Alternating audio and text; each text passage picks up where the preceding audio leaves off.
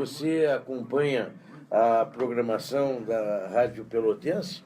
Estamos abrindo mais uma edição do programa Insight, né? Aliás, abrindo o programa Insight direto já pelo Facebook. Nós em seguida já também estaremos no ar pelo rádio físico, né? A 620 AM, Rádio Pelotense. Pois bem, Newton, a gente percebe a quantidade de pessoas que sintonizam conosco, né? Nós estamos com... Agora sim, acho que agora nós vamos ter um microfone de melhor qualidade. Vamos ver se melhoramos o microfone. Nós estamos com um som no fundo de... O programa já está no ar? Agora sim. Então nós nos antecipamos um pouquinho. O ouvinte do Facebook bem. vai ter que nos acompanhar. Mas vamos lá então, Alexandre.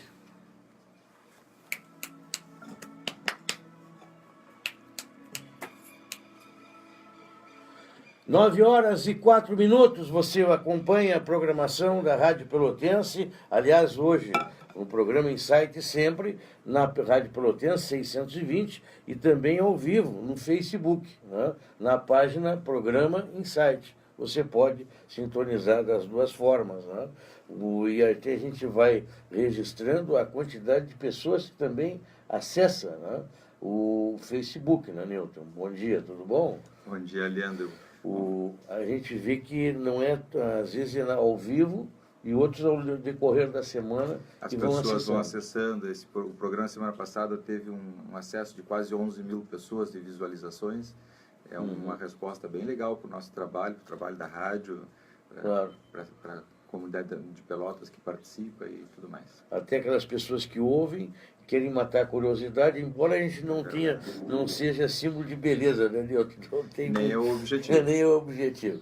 Mas, o Newton, ontem, inclusive, nós tivemos aí um pouco de brasilidade, assim, fortalecida, né, pela apresentação da própria Olimpíadas. Eu acho que quem acompanhou se encantou com o que foi mostrado. Eu, particularmente, não esperava tanto, né? Ficou muito bonito. Porque se a gente pegar o sentimento do brasileiro hoje, é algo complicado, né?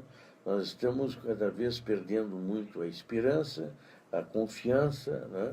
E isso tem que ser resgatado. Eu acho a própria brasilidade, né? Não sei se pensa da mesma maneira. Com certeza, me chamou a atenção. Primeiro me surpreendeu a apresentação, eu esperava muito menos, talvez até por estar contaminado com o clima de pobreza, digamos assim, político e econômico do Brasil nos últimos tempos. Esperava bem menos, foi uma surpresa positiva, agradável, legal, muito bom. E a outra coisa, e talvez a primeira que me chamou a atenção, é a resposta das pessoas de respeito, de maturidade. Não houve vaia, não houve, até onde eu assisti pelo menos, né? Houve uma pequena vaia, né? Com relação a quando falou o Michel Temer, né? Sim.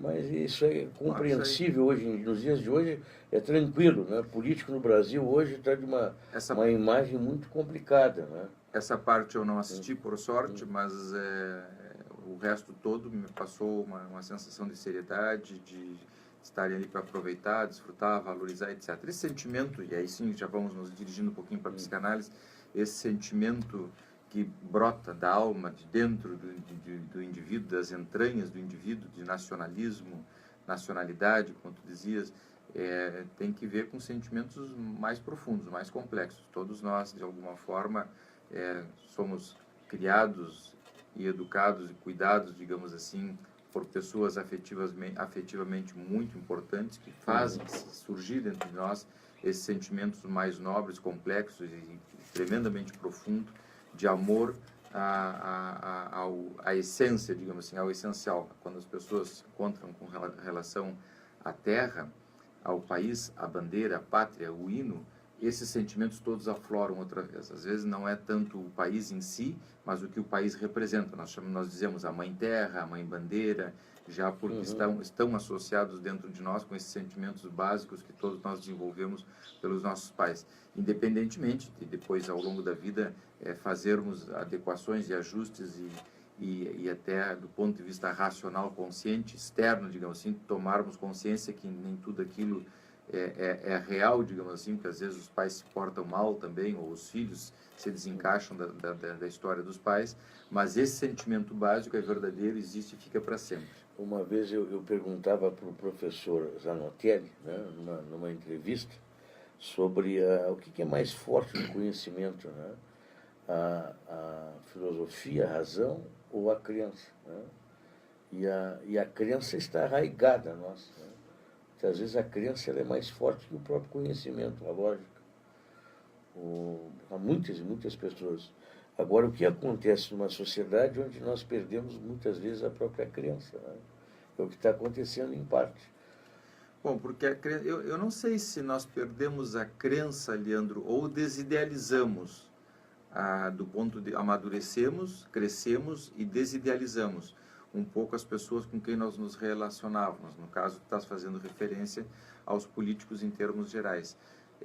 Nós temos dito reiteradamente que as pessoas, os políticos e o Brasil, os países todos no mundo, funcionam do jeito que a população quer, ou seja, é uma resposta da população, de tal maneira que se nós olharmos com mais profundidade, as nossas escolhas são de acordo com a nossa cabeça. Eu acho que as pessoas nos últimos tempos amadureceram um pouquinho no sentido de desidealizar, de sentirem que é importante se envolverem, é muito importante que se envolvam nos processos todos, temos processos futuros, e isso é um sinal de maturidade psíquica, quando o indivíduo começa a perceber que a sua escolha não é legal, que aquela crença, para usar a tua expressão, de que simplesmente porque é o meu amor, é o meu escolhido, é o melhor, não é verdade. As pessoas podem ser dos nossos amores... E isto aí, Newton, é tudo na vida, não só na questão política, mas você às vezes idolatra determinadas pessoas ou determinados, né, conceitos, e que eles podem ser lapidados ou podem ser, no decorrer do tempo, desidealizados. Então, o ideal é que sejam desidealizados, evidentemente, porque aí nós relacionamos com a verdade, não com a crença. Ou seja, aquela sensação que nós temos de que o outro, de que as nossas escolhas nos satisfazem, nem sempre é correto. Além do mais, às vezes satisfazem necessidades doentias nossas. Quando nós escolhemos alguém, seja no amor, seja na política, ou uma profissão, etc., todas as nossas escolhas têm aspectos saudáveis e têm aspectos doentios nossos colocados na escolha. É muito importante que nós examinemos as nossas escolhas para ver até onde nós repetimos coisas complicadas da nossa história de vida ou dos nossos ancestrais, da história da nossa família, e a partir da onde aquela escolha aponta para uma situação mais saudável. Se predominarem os aspectos doentios, será um fim mais complicado. Nós não vamos transitar muito no caminho da felicidade ou da satisfação e gratificação. Se preponderarem os aspectos sadios, nós vamos nos purificando, passando, evoluindo de uma geração para outra. Eu acho que isso acontece também até com os familiares mais próximos, né? Sim. E a maneira como nós nos encaixamos e nos desencaixamos nas relações. As relações exigem, de alguma forma, um certo balanço, um certo revisar, todas as relações, e nós temos que nos envolver, nós precisamos nos envolver nessas escolhas justamente pela questão de poder examinar com profundidade. Se nós fizemos uma escolha equivocada, cabe a nós nos desencaixarmos dessa escolha, dessa pessoa ou dessa situação, e buscarmos um outro encaixe numa outra dimensão com as mesmas pessoas, e se isso não for possível, temos que trocar as pessoas, evidentemente. Então, voltando à política inicial, se os políticos não tomarem consciência que precisam mudar para acederem ao nosso desejo, enquanto sociedade, eles vão cair fora. Eles têm que terem a consciência, e nós temos a obrigação de colocarmos eles fora. Trocarmos por pessoas mais de acordo, não se trata nem de mais eficiente ou menos eficiente, mas mais de acordo com as nossas necessidades. Ou seja, nós mandamos, enquanto sociedade, eles são só servidores. Claro. Doutor Newton, isto em relação, acho que dentro do núcleo familiar, né, que muitas vezes, para tu haver uma ruptura, né, ou descansar um pouco dos problemas, tu tem que desidealizar alguém, né, para poder também esquecer. Né? Sim. Porque enquanto que você idealiza ou idolatra, você não esquece. Bom, a idolatria ou a idealização, como tu dizias, ela é nossa, na verdade. Às vezes ela nem sequer tem nada a ver com o outro é só depositário dela. Se nós pegarmos, por exemplo, os grandes ditadores, para irmos numa situação mais chamativa, Qual é a importância de um ditador na minha vida? Nenhuma. Uma pessoa que chegou tarde, que eu não conheço, não sei a história dele, o que ele os princípios dele de repente nem sequer batem com os meus, etc, etc. Mas de repente eu me apaixono, e aí entra o tema da crença, cegamente, e perco a capacidade de pensar. E a partir de um determinado momento ele pensa por mim e por todos os demais. E eu já não preciso mais pensar, porque eu acho que aquela pessoa, a semelhança de um pai, é capaz de me livrar, me conduzir pelo melhor caminho, sem que eu tenha que me envolver com nada. Então aí nós temos vários ingredientes. Primeiro, eu escolhi deliberadamente uma pessoa para ser o meu pastor, entreguei minha vida para essa pessoa deliberadamente, sem que ela tenha, às vezes, a menor condição de exercer essa função. Optei por não pensar mais e deixar que ela pense por mim, me alienei completamente, me submeti vertiginosamente, no sentido de que já não dou mais palpite e perco a capacidade crítica, e assim sucessivamente. Então eu estou falando eu e eu. O outro nem existe. Então o problema é meu. Eu propus, eu aceitei, eu de alguma forma alimentei essa situação. O outro só usufruiu. É que numa situação dessas existe um conjunto, né? Bom, o carisma te conduz um conjunto. Se nós somarmos 1 mais 2 mais 3, nós chegamos a vários milhões de pessoas. Agora, no caso do indivíduo na família, também a força de atração e de vínculos. E aí cabe um comentário para o ouvinte muito legal. Nós temos dito nos últimos programas, todos os programas, mas fundamentalmente temos fincado o pé nos últimos programas, de que as modificações devem começar em casa. Se nossos filhos se treinam para nos verem como um Deus num pedestal, e nós usufruímos e desfrutamos dessa posição, porque dessa maneira eles não nos questionam, eles não pensam em voz alta, eles não colocam em tela de juízo as nossas atitudes, os nossos pensamentos, etc., nós treinamos os nossos filhos para idealizarem alguém. Passamos a ser o bom pastor. Eles entregam ou se entregam para nós por submissão, ou por crença, como tu dizias, e nós passamos a conduzi-los cegamente. Treinamos os nossos filhos para serem submissos. Para eles não questionarem. Para não questionarem. Então, onde tem que iniciar o questionamento? Em casa.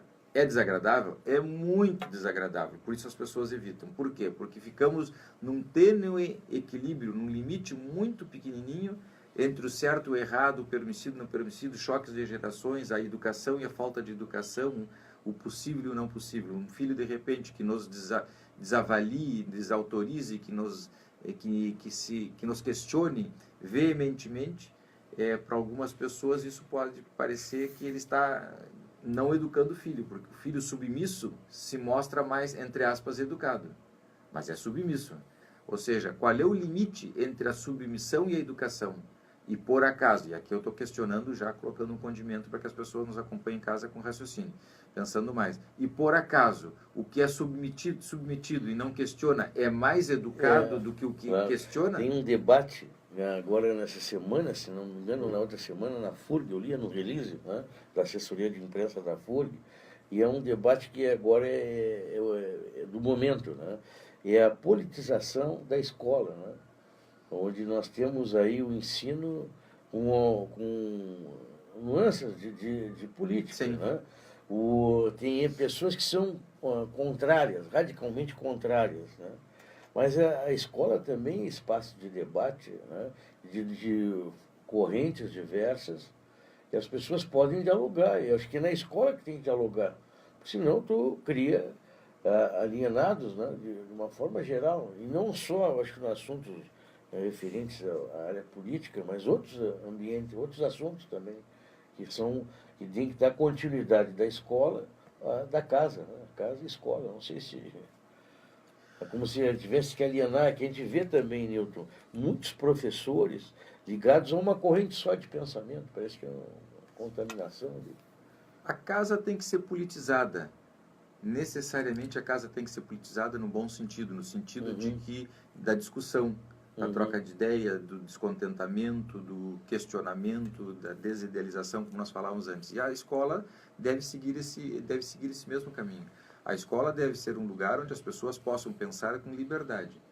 Os professores terão as suas tendências como seres humanos, como os elementos da casa também terão as suas tendências. Se vê isso muito nos times de futebol. Aliás, o futebol seria um bom laboratório, digamos assim, do exercício da liberdade em casa de expressão e das diferenças que surgem no ambiente familiar. O fato de uma pessoa ser de um time e a outra do outro não faz delas dois inimigos. Não deveria, né? Mas infelizmente muitas vezes faz. Bom, mas aí nós temos a doença. Aí toda pessoa que discutir a morte, ou que se ofender à morte, porque seu time perdeu ou ganhou, ou porque fulaninho, beltraninho fez um comentário X sobre seu time, do coração, do amor, digamos assim, e se essa pessoa se ofende à morte, essa pessoa é doente. Ela tem alguma alteração visível, porque o normal é que uma pessoa não se ofenda à morte. A pessoa, de acordo com o tipo de brincadeira, ela pode até aceitar ou não aceitar. Se não aceitar, ela vai se retirar ou vai encontrar formas civilizadas de poder resolver o tema, mas não vai pegar um paralelepípedo, como nós já vimos, e dar na cabeça do outro. A nossa geração, muitos temas eram tabus, né? Então, e nós vivemos também sobre o período da ditadura, né? O golpe de 64, pelo menos eu vivi muito tempo isso, né, Newton? Eu nasci em 61, quer dizer, eu vivenciei um bom período do processo ditatorial, o golpe militar de 64. E naquela época, tu não podias nem falar em determinadas linhas de pensamento, isso é ponto. Mas também nós carregamos, como mundo ocidental, muitos assuntos tabus que eram encobertos pelo moralismo religioso. Não sei se eu penso correto. Né? E a gente carrega já um hábito, né, de encobrir e não esmiuçar, não conversar sobre determinados temas, por medo, né, ou por você condena, né, que uma das assuntos é a sexualidade. Eu, dias atrás, num programa retrasado que nós fizemos, Nilton, falasse sobre a questão de muitas pessoas, tem pessoas que veem o sexo como uma sujeira, uma coisa suja. Né? Isso aí é uma herança de um moralismo religioso. Pelo menos assim eu percebo. Sim, né? Sim. Bom, estás falando agora na repressão, associar-se com a ditadura militar, com a repressão de 64 e tudo mais. Toda vez que tu regula uma sociedade, seja dentro de casa ou na rua, pela repressão, tu estipula temas que podem ou não podem ser conversados. A nossa sociedade doméstica, vamos dizer assim, a família, historicamente, ela sempre foi muito repressora. Nós víamos de gerações onde a ordem do pai era muito forte, onde a pessoa impunha a sua vontade, geralmente com benefício próprio, em detrimento dos demais membros da família, e criamos gerações de pessoas adultas depois, muito submissas, muito doentes do ponto de vista da capacidade interna de se sentir livre para ir e vir, dizer, criar, procriar e tudo mais. Estou pensando em termos de pensamentos, ideias e coisas interessantes, né? Toda vez que nós baixamos a regra, um ato AI-5 doméstico, digamos assim, que proíbe, que me faz, de alguma forma, dono daquelas pessoas, porque eu passo a reger, a determinar, a ditar o que ela deve ou não deve pensar e fazer, nós cortamos todas as possibilidades criativas naquele ambiente. E treinamos a pessoa para ser submissa, como falávamos antes. Bom, isso vale para os pensamentos, vale para as relações, vale para a sexualidade também. Na medida em que nós reprimimos, cortamos ou castramos as possibilidades das pessoas dentro de casa, e vê que nós não estamos falando em governo, nós estamos falando dentro de casa. Quando as pessoas chegam adultas lá no governo, seja como votantes, eleitores ou como protagonistas, já estão deformadas. Agora, onde começa a deformação? Aí em casa as pessoas têm que pensar. Começa nas relações de poder, né, Newton? Qual é a tua relação de poder? Como é que tu te conduz com o poder? E como é que quem tem o poder, né, se conduz com aqueles que são conduzidos, né? Então, essa é a questão. A grande pergunta, e essa é a pergunta que mais nos fazem no consultório, sobretudo quem trabalha com casal e família, qual é o ponto de equilíbrio? Até onde nós temos que ser duro com os nossos filhos, e isso é educativo, e a partir da onde a pedagogia diz que temos que ser mais relaxados, frouxos, mais tolerantes. A tolerância não cria delinquentes, a rigidez não cria pessoas enquadradas. É tudo uma questão de ponto de equilíbrio, de balanço, de bom senso. O bom senso é um bom guia, digamos assim, para essas questões. As crianças que são muito reprimidas, elas são cumpridoras, são obedientes, mas são eleitores que vão fazer o que o candidato quer depois. Estamos aqui fazendo esse link porque nós o tempo todo estamos pensando de que somos os responsáveis pelo nosso destino. Se nós geramos crianças e depois adultos muito obedientes, eles não vão ser questionadores, eles não vão pensar com profundidade. Se pensarem, não vão dizer, porque tem medo de dizer. Vem de um lugar onde falar abertamente era igual a ser punido, castigo, que era desrespeito, era faltar com a educação, era ser desadequado.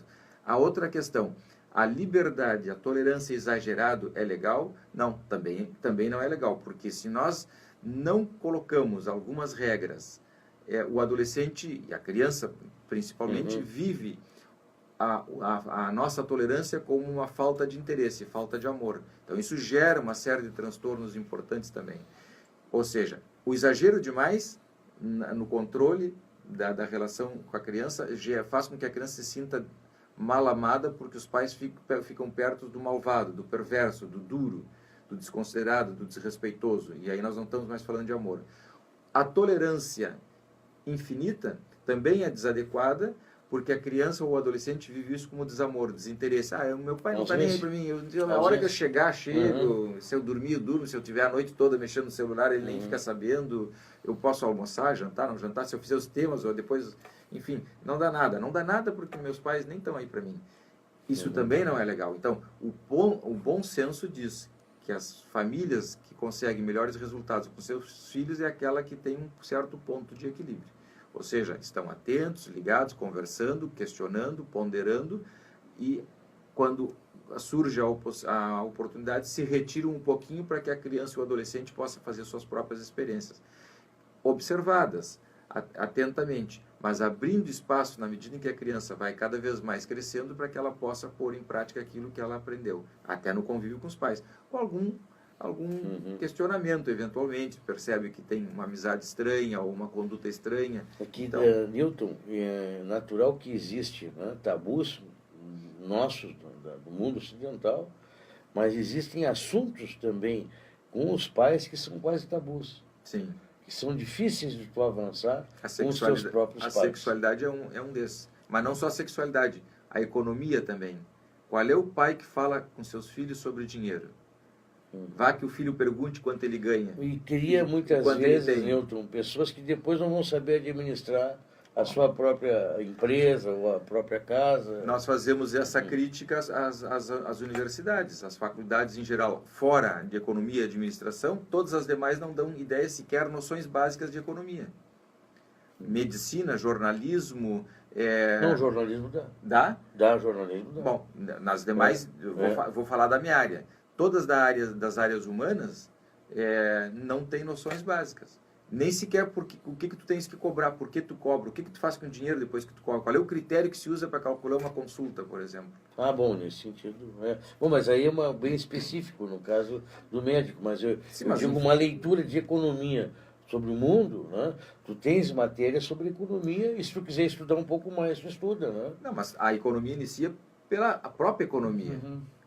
Como tu vais entender a economia de um país se tu não faz um livro caixa da tua economia pessoal? Está surgindo uma profissão cada vez mais procurada, Newton, de pessoas que contratam alguém para ajudar a fazer a gestão do seu próprio dinheiro. Sim. Né? E que, infelizmente, o que ocorre? Pessoas que ganham, até têm um bom ganho, mas ficam devendo, estão com problemas de gerenciamento. Né? E isso aí, por incrível que pareça, tem pessoas que não sabem se controlar, não acabam onde tem que sair, tem que comprar alguma coisa, o ponto de aquilo ali ser parece uma doença, né, Newton? Mas se tu olhares para a média da população mundial, vamos sair até da nossa local, para a média da população mundial, ou se quiserem um recorte da nossa população local, dos amigos, da família, quantas pessoas tu conheces que têm uma boa administração do seu dinheiro, da sua vida? que cuida da sua relação de amor, que cuida da relação com os filhos, cuida da relação de casal, cuida da relação com os amigos, cuida do seu dinheiro, que tem um livrinho caixa básico, uma folhinha riscada ao meio, entrada e saída. Eu acho que às vezes a pessoa se dá bem na economia e muitas vezes não se dá bem nas relações. Né?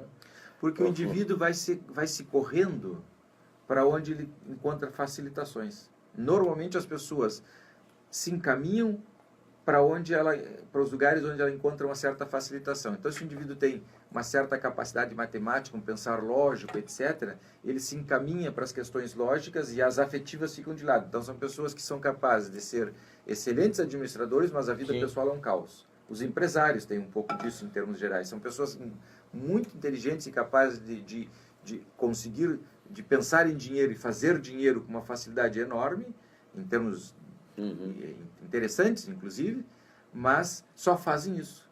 A vida pessoal é um caos, na maioria das vezes. Pessoas que só cuidam das relações amorosas e moram, como diz o ditado, debaixo da ponte, porque tem grandes dificuldades para administrar o dinheiro. Então, o ser humano tem essa característica de fazer aquilo que mais gosta. Viemos um pouco da ideia do puro prazer, ou de buscar o prazer a todo preço. Aquilo que nos dá prazer e é legal, fazemos primeiro e antes de mais nada. E o que não nos dá prazer, deixamos por último. E às vezes o que deixamos por último deveria ser o primeiro, porque é a essência. As pessoas em casa que estão nos acompanhando agora sabem disso, que a tendência, se vê isso muito nos adolescentes, não todos, mas na maioria dos adolescentes, em determinado momento, que eles só fazem ou fazem primeiro aquilo que gostam.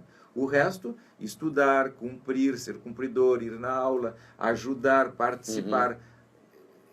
Nesses itens eles não vão participar muito. Eu necessito fazer um intervalo comercial pela Rádio Pelotense. Nós seguimos conversando na internet e já nos reinserimos, né, também com a Rádio Pelotense. Então vamos às importantes mensagens dos nossos patrocinadores e já voltamos pela rádio e continuaremos conversando via Facebook, está bem? Vamos então, Alexandre, aos nossos comerciais. Aliás, talvez temos que baixar um pouquinho o volume do alto-falante, aliás, depois no retorno. Nós temos aqui lá. O nosso microfone não... Nós teremos que fazer o intervalo também no Facebook. Não temos como deixar de fazê-lo. Né? Então vamos fazer o intervalo e já voltamos na sequência. Vamos cortar a imagem, então? Isso.